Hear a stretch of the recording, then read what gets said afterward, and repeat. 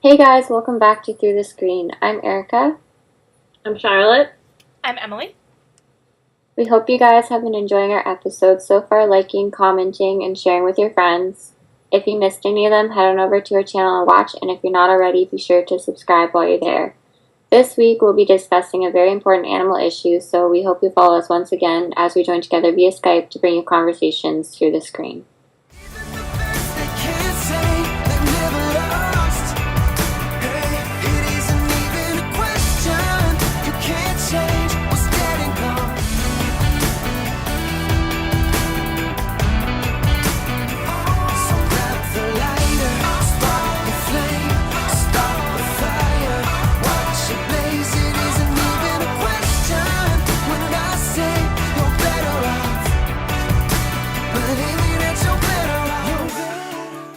This episode we will be discussing the importance of the phrase adopt, don't shop, and the types of animals you can adopt rather than purchase. We will also be bringing you the latest ocean news, a heartwarming story about people that have been risking their lives to save animals in the Louisiana floods, and finally sharing our thoughts on the past 2 episodes of Pretty Little Liars. First up, adopt, don't shop.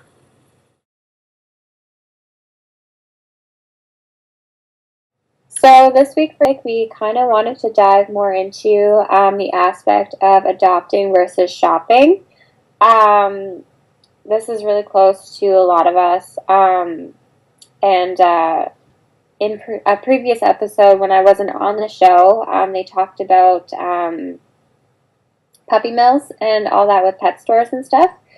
And so it's nice to be able to dive a little bit more into it into detail about the adopting versus shopping because there's just so much that comes with it that you just don't know about. So I'm just going to share a little personal story, basically an experience I had in a pet store.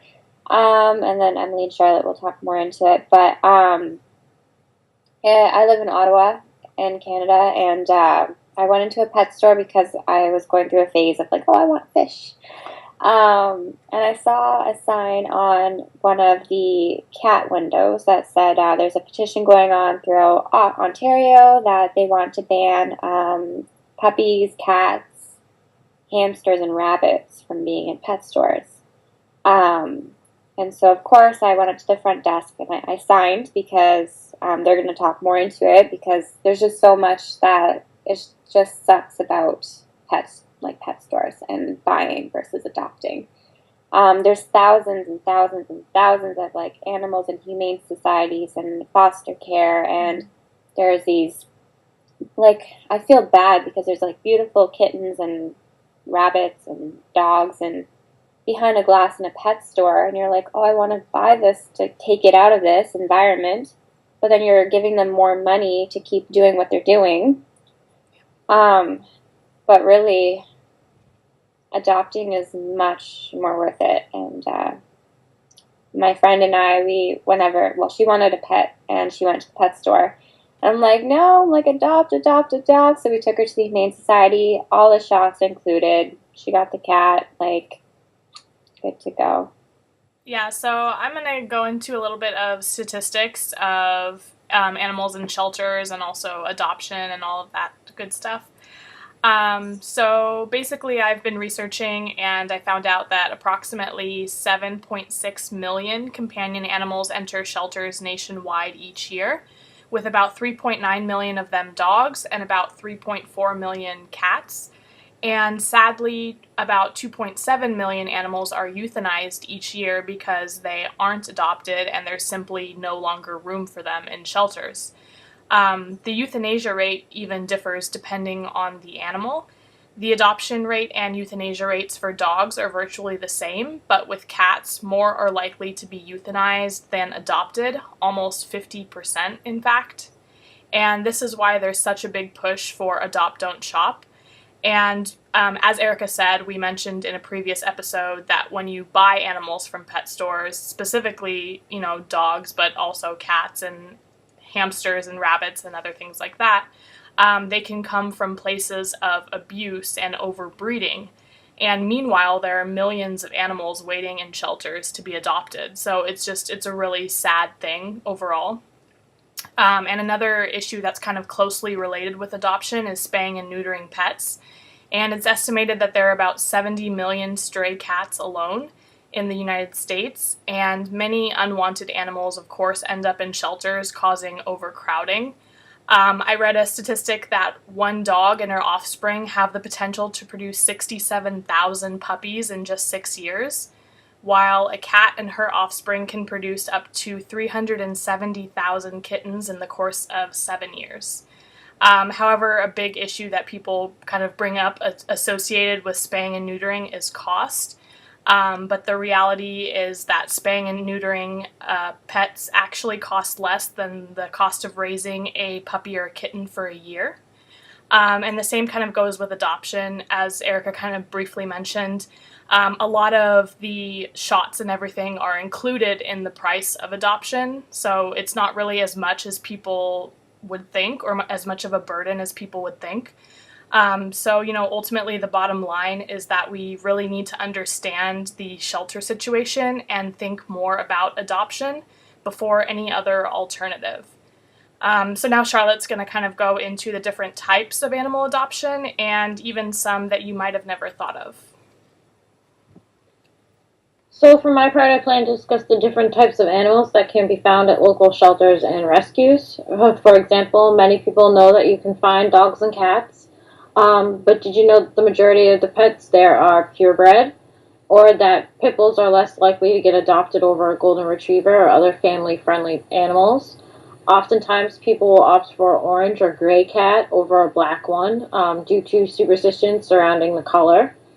But like I said, cats and dogs are not the only animals that get adopted. In fact, if you can find any type of animal in a pet store, chances are there is one in a shelter nearby that is looking for a good home. Livestock, like horses, cows, pigs, chickens, and even sheep, can also be adopted.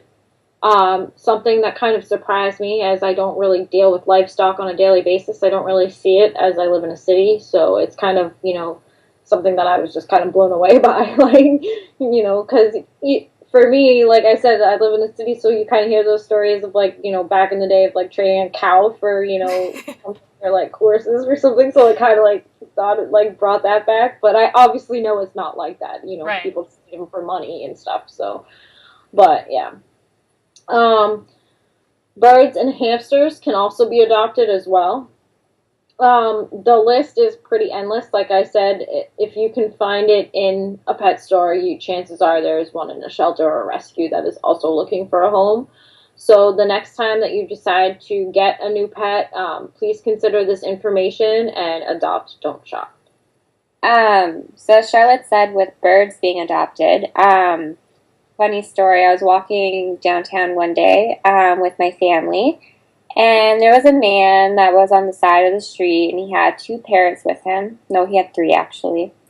And basically, he was raising money to send them to, a safe sanctuary for them because he had rescued them from an abusive owner. And these parrots had been abused for years, and he took them in, and one of them wasn't able to fly anymore. Her name was Daisy. And so she kind of just cradled, she was pretty much on her back and just cradled like a baby. But long story short, I guess he didn't raise enough money, so he adopted them himself. He put them in the Humane Society, and, he ended up going back. He's like, no, I'll take them. And, it's just, adopting goes a long way. You're saving an animal's life, really. Mm. It's beautiful. Yeah, and I mean, it kind of reminded me too, because they'll tell you I'm a huge cat lady. I have a lot of cats, and literally every single one of them is adopted. Usually they're just stray cats that kind of show up at our house, and we feed them, and we just end up keeping them. But I have 7 cats, long story short. I used to have a lot more. But all of them are adopted, and as Charlotte talked about with, black cats and superstitions, I personally find that really sad because I grew up with a black cat my entire life. She was my baby and everything, so that superstition is just so false. And I think it's just really sad that people still kind of go with that, along with pit bulls as well. Like I've met pit bulls and they've been very, very loving. And again, it's just how you raise animals is how, they are. And so I just think stigmas like that are just really, really sad, because, I loved my black cat. And I just have really strong feelings about adoption because these two newest kittens that we have, they were basically kind of like left in an alley to die and were thankfully rescued. But I just think about how many other animals are out there like that. And meanwhile, people are purchasing dogs and cats from pet stores and just feeding into this constant overbreeding. I just think it's really sad. And so I think people really should think about adoption, of course, and also about the types of animals. Maybe think about looking at the animal that isn't as popular in the animal shelter and, just kind of opening your heart to different kinds of animals and just not letting stigmas kind of block, your ideas of adoption. And of course, we will link everything down below, but we just wanted to kind of open this discussion and let you guys know kind of different viewpoints of adoption and remind you to always adopt, don't shop.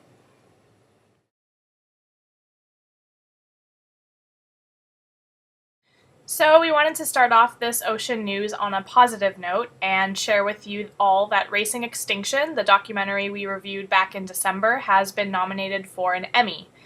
It's being nominated for Exceptional Merit in Documentary Filmmaking, so we'd like to extend our congratulations to Luis Hoyos and the OPS team, and encourage you all to watch the Emmys on Sunday, September 18th. Also, in positive news, we learned that Texas, New Jersey, Rhode Island have banned shark finning, and COSCO, the world's fourth largest cargo carrier and China's biggest shipping line, has banned dolphin, whale, and shark-related products. However, there is still work to be done, and we will be linking below how you can urge FedEx to ban shark fin shipments. Now on to more serious ocean news. We wanted to bring you the latest update from the Faroe Islands Grindadrap. Just the other week, 120 more whales were slaughtered in the second round of the Danish summer tradition, driven to the killing beach by a fleet of 25 boats. Sea Shepherd currently has plans to take Denmark to the European Commission and Danish courts, and continues to fight for the pilot whales. As always, we encourage you to share what's happening on social media, and we will of course link all articles down below.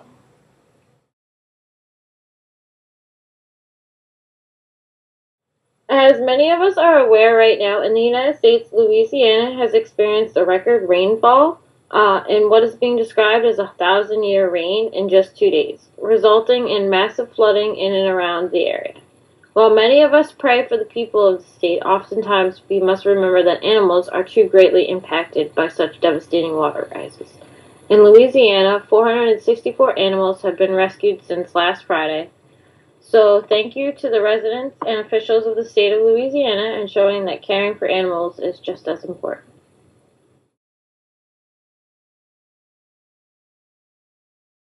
This week in our entertainment section, we'll be discussing the last 2 episodes of Pretty Little Liars. Last week's episode was pretty intense. We saw a flashback of Mrs. D and Mary, which was pretty cool to see. We also witnessed Jason and I guess his skeptical side with Mary from the looks of it. Noel Kahn is looking sketchier and sketchier by the second. And on this week's episode, we'll see some familiar faces return to Rosewood, and their girls coming closer to figuring out who AD is. Noel Kahn is still being sketched himself, and the girls are really on edge. So what did you guys think of the past 2 weeks? Well, I just recently did a refresher of last week's episode, and something that really stood out for me was the flashback, as Erika mentioned, between Mrs. D and Mary. I honestly am thinking that Mrs. D is the villain here. Like, that's how it's kind of looking. And I don't know, I'm kind of expecting somewhere down the line for somebody to say, like, they're switched for some reason. Like Mary is really their mom, and Mrs. D is, like, this evil person. I don't know. But I actually like Mary. I don't know why. I really do. And I felt bad for her with Jason being so, like, skeptical of her during last week's episode. I was like, why? Why don't you like her? But I mean, I don't know. I'm sure there's still more that we need to learn. But I don't know. I personally like Mary Drake, but I know I shouldn't. And then in this week's episode, we see another flashback where she is giving birth to another child. So there is another, Drake child out there, essentially. Right. And they've come to this conclusion that now, Allie has another cousin that's out there or whatever, because they don't really know, that's trying to kill them. Yeah, and they think it's... find no information from them, so... Yeah, and they think it's Noel, or at least Hannah definitely does. Hannah is convinced it is Noel, and God only knows what that girl is about to do. Yeah, that was really weird. Whatever it is, we all know it doesn't turn out good. Right. So it's kind of, scary to think about. At the beginning of this episode, this week's new episode, I was like, this is a dream. Right away. Because it was just, all of a sudden Arya was there, and I'm like, why is Arya there? She's with Fitz right now, you know what I mean? Like, she wouldn't just, like, magically have been there that fast. Yeah. I know it's a TV show, but, I mean, come on. So that was one of the things, like, right away I was like, this is a dream, because Arya, like I said, she just, like, magically appeared, and then, that whole, like, just dynamic with Hannah and Caleb, like, I was just like, what is this? I don't know, this is weird. And then when he pushed her out of the way, and just the way that she looked at him, and, like, the flashes she saw in her head, I'm like, this is a dream. And seeing Noel, like, so obviously. Yeah, and, like, Noel's right there, and I'm just like, this is just no. Yeah. This is a dream. And then, of course, you see Hannah freaking out, waking up from a dream, so I was like, okay, that makes sense. Because that was, like, a huge thing that they plugged all week, was that one part where Caleb gets hit by the car, and people were like... Yeah, because they have to create drama with their little previews. Freeform thinks they're slick, but they aren't. For real. Like, you already, like, you ruined the best part of one episode. True. Like, with your stupid hashtag. Speaking of which, oh, yeah. I was upset that they were going to elope, Arya and Ezra, because I was like, wait, shouldn't their families be there? Where is Ella? Why are they doing this? But of course, they were interrupted right before they were leaving for Tuscany by the police, I guess, or FBI, I don't know which exactly, saying that they have reason to believe that Nicole is alive. And then now there's tension between Arya and Ezra, because Ezra finds out that Arya deleted this call from Nicole. So I'm just like, no, why can't you let them be happy? And I kind of, like, had this feeling it wasn't going to be that easy for her. Like, yeah. You know what I mean? Like, when they were packing up and she was, like, talking and she was like, yeah, we're not doing the dress and everything, I was like, something's going to happen. Yeah. Someone's going to knock on the door. Something's going to happen. Nicole's going to be alive. Something. And you called that, too. So, you're like, Nicole. Yeah, so, I mean, I wasn't surprised, of course, but yeah, like, this episode, though, broke my heart. Like, I was devastated for Arya. Yeah. As she watched him, like, walk away and go on the plane to go be, with Nicole and where Nicole is. I was like, that hurts. I know, and I think that was really selfless of her, too. I think. Yes, because, I mean, she turned in their Italy tickets to give him this one ticket to go and see if Nicole was alive and be down there instead of, worrying about it up here, to be, like, physically there in case she was alive. And now it's like, if she is alive, what type of Nicole is Ezra going to be getting back? Because he's not going to be getting back the same Nicole that disappeared however many years ago. She's been through, God only knows what. Right. So, is she even going to want to be with Ezra? You know what I mean? What's going to happen now? Is this going to create some triangle story? Or is Nicole not even going to be able in any type of condition to fight for him? Is Arya just going to be like, I'm going to take myself out of the equation so that you can figure that out? No, that can't happen. Like, it's so interesting to see where that goes. And the same goes for Caleb and Hannah. Yeah. What is going to... Because they had a moment, too, in this episode where I was like, damn, and he realized that she wasn't engaged anymore because he saw her hand without the ring. So I don't know. There's a lot of relationships things going on too, because on that subject we also see this moment between Toby and Spencer that was very heartbreaking. And I personally have never been a Spoby person, but that literally did break my heart. It was really, especially after she had said goodbye to Caleb the week before, and then, it's like, now you get to say bye to Toby, and it's just like, no, that's not cool. Yeah, that was really sad. Of course, this episode, we saw the return of Paige. Don't even get me started. I hate Paige so much. And it's clear that Paige is not over Emily at all. Of course not, because she sees her with the other girl. I always forget her name, but I know. But she sees her with the other girl. It begins with an S, but I can't. I don't. I want to say it's Sabrina, but I don't know. No, it's not Soraya. I don't know. But she sees her with this other girl, and she gets super jealous. So I don't know. I don't know what's going on with them because also people are still really shipping Emerson. So, speaking on, the Emerson topic, did you see their nice scene together where, they kind of, talked about how she was going to try and go for the swimming teaching position, and she wanted to make sure that, Allison would be okay with that, and that, she wasn't encroaching on Allison's territory or anything like that, which I thought was kind of, nice to see that kind of, scene and dynamic, because we do know that at one time they were together. Before, Allison got married or whatever. Yeah. I don't really know. So I mean, we saw the scene where they were physically together. So I often wonder if Paige coming back is going to bring out this side of Allison, and I don't know about the other girl. I feel bad for her. I don't think she stands a chance. I don't either. Between unfortunately, Paige and Allison, I don't think she does either. Yeah. So, I mean, I think that poor girl's gonna end up, with her heart broken eventually. Yeah. So, I'm, obviously shipping Emerson. I'd really like to see that relationship happen. But, we still haven't seen the scene where she's writing, Mrs. Rollins on the chalkboard, and the girls come in being like, he's coming or something. So she's still married. She hasn't gotten a legal divorce. She needs to do that. But I don't think she goes by Mrs. Rollins anymore, though. No, she doesn't. But it's weird that we still haven't seen that scene. I think we did, though. I mean, not really, but I think that was in the past. I don't think that's going to happen anymore. I don't know. Now I'm confused.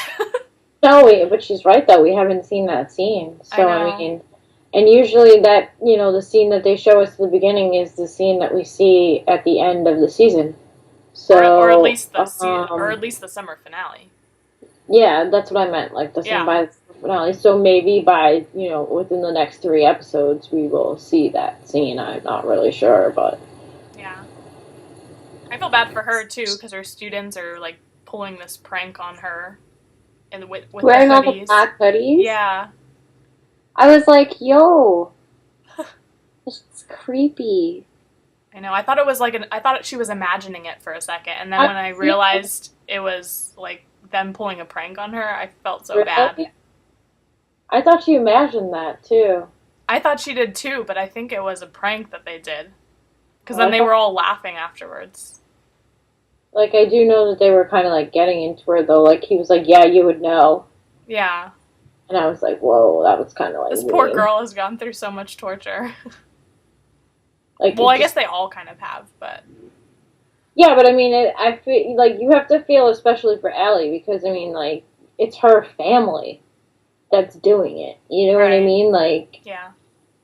and she has, like, she didn't do anything. She was just born into this family, you know? And, like, I just feel like everybody's taking everything out on her. And I still think that Mary Jake has the money. Has her money. I want to trust her, but I know I can't. I do too. I really like her, and I think that she's a genuine person, and she's trying to, kind of make amends for her past and, not being there. But I do think that she has the money because that was her clear motive from day one, was she wanted that money. She wanted what she thought was rightfully hers, according to that scene with Rollins or whatever. So, yeah. where it's revealed that he was actually Wilden in The Mask. Yeah. I want to trust her, though, as well. Because, like, I don't know. There's just something in me that's like, trust her. And then there's some parts of me I'm like, oh, that's shady. But it's like, oh, it's okay. You can trust her. And there's like, ooh. back and forth. Like, you just get that vibe. And, like, obviously, like, Jason, he feels that a bit, or a lot, because, like, he pretty much yelled at her, being like, okay, you can get out of my house. And Allie was like, no, I'm not because liking Jason think right about now. it, like, she doesn't have much family with her right now supporting her, and she thinks she has Mary with her, and I think she's trying to build up that relationship as, like, her aunt being like, yeah, like, you're now in my family, like, let's build something up here, because basically that's all she has. Yeah. But yeah, Jason looks like Jesus. I'm not a fan of the beard or the long hair. He definitely looks like Jesus. I don't know. He was a mad Jesus.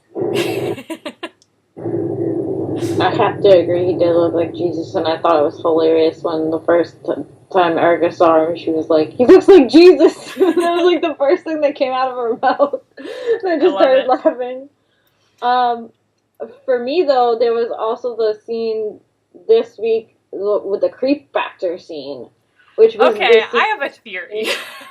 between Grunwald and Hannah. Oh, that one, yes. Where her nose starts bleeding. Where she was, like, basically telling Hannah that the person that was after her was close by, and then Noel Khan comes over, and she literally is, like, having some kind of thing going. Like, Hannah puts it the best. Like, she's like, Noel Khan walks over and makes Grunwald's head explode. I know! Oh my gosh. That was really scary. Well, yeah, like, I felt really bad for Grunwald being in that building because she was like, can you hear their pain? Yeah. And I was like, oh my god! it's so weird with her. Like, she scares the crap out of me, but at the same time, she's kind of lovable, which is so weird. But I agree. Like, she scares the absolute bejesus out of me, but, like, I felt so bad for her, though. I'm like, oh my gosh, somebody help her! I felt really bad. I was like, get her out of that building! Like, yeah, that was crazy. And then what I actually thought you were talking about at first, the creep factor, was with the doctor that Spencer and Arya were visiting. That was very creepy. Yeah. And I have a theory. I'm honestly starting to suspect Spencer.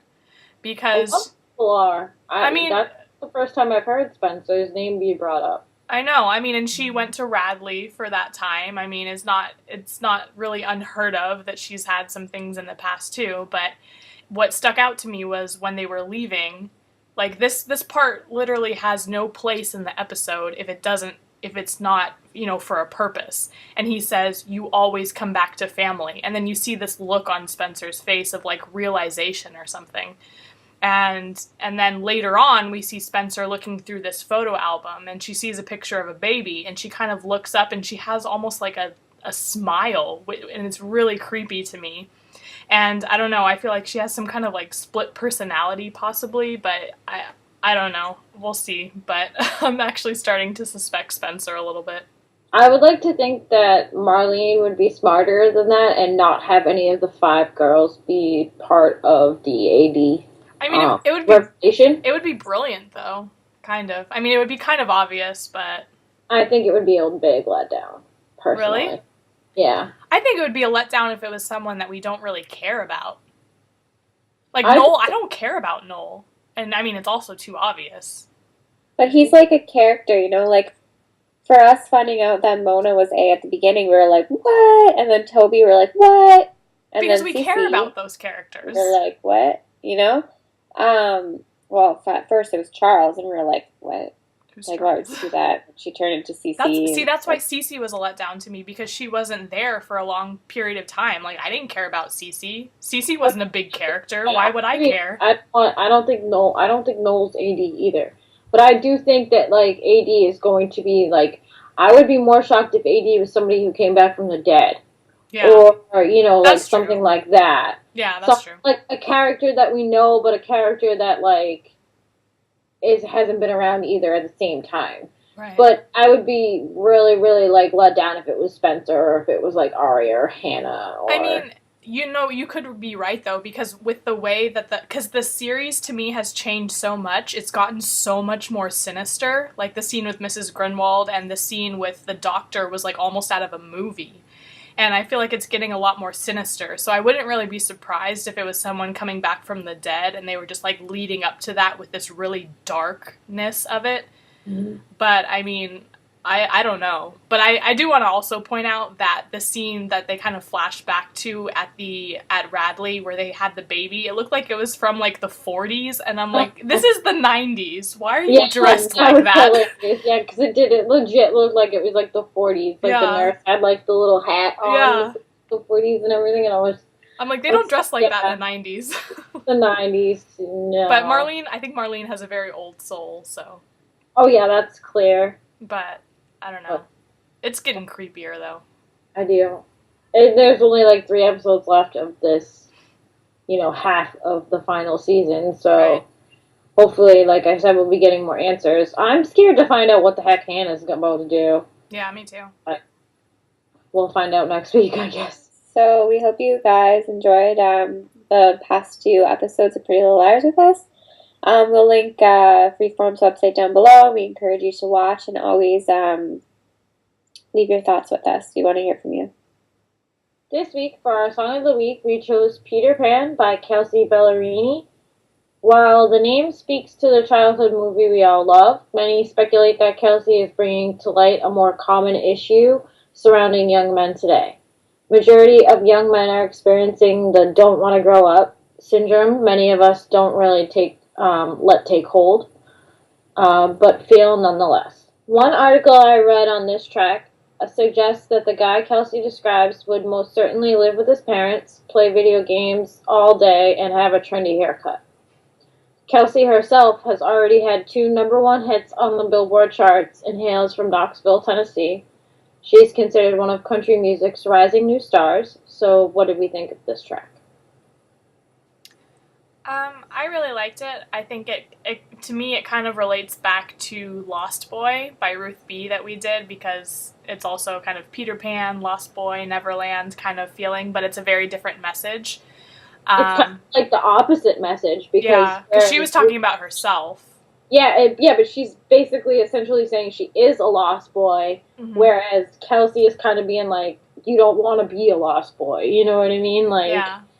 So it's kind of like the opposite. Right, yeah. But it's just interesting that we kind of went back to that kind of feeling or idea, I guess.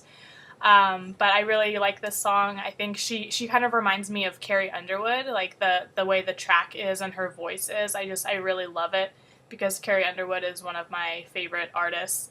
And I think this girl will definitely go very far. I think she's very talented. I also love the music video. I love her outfits and everything. She's gorgeous. So I really like this song, and I recommend people listen to it. So I'm kind of with Emily on this one, because a while ago when we were doing Lost Boy, I couldn't remember the name of the song, so I looked up in YouTube Peter Pan song, and I found this song, and I didn't think anything of it. I just constantly listened to it. Then I heard it on the radio, and it's funny how it's our song of the week now, because because I'm a huge fan of it, and she has a beautiful voice, and the video is amazing, and definitely do think she'll go far. And yeah, she does kind of have the Carrie Underwood vibe too, and I'm like also a huge fan. So yeah. Well, one of the things I also read while doing the background information was that she actually is friends with Taylor Swift. Mm-hmm. So she like isn't. I guess and she already has other two number one hits. So she's definitely not a newcomer to the scene, but she's gaining momentum, and we're hearing her music on the radio. So that's definitely like all steps in the right direction for her, and way to go. And I can't wait to hear what else, because I really did like this track too. And again, like I said earlier, it kind of was like the flip side of Lost Boy, whereas like it was telling boys you don't want to be this and you should strive to do better. And I kind of thought that was interesting, where she's like putting a message out there like that that's kind of like hidden in a song that most people wouldn't, they just sing the lyrics and not recognize that. So. Mm-hmm.